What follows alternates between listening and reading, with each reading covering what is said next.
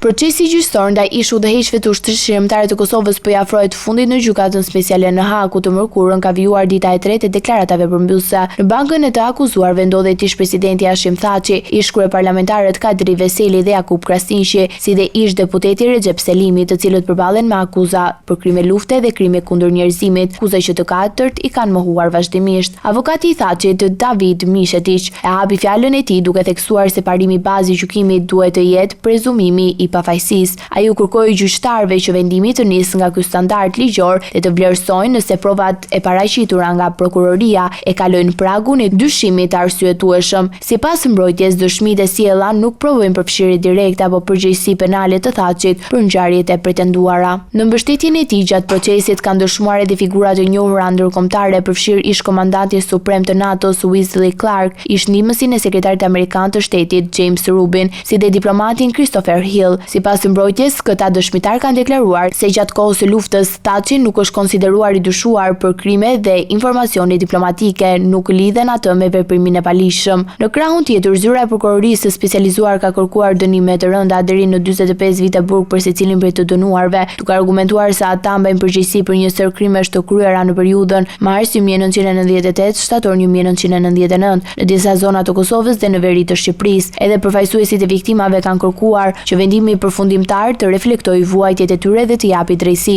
Pas përfundimit të deklaratave përmbyllëse, çështja do të kalojë për shërtim trupi gjykues. Gjyqtarët kanë afat deri në 3 muaj për të shpallur vendimin ose për të kërkuar zgjatje të afatit, në një proces që mbetet ndër më të rëndësishmit dhe më të ndjekurit për historinë e luftës në Kosovë.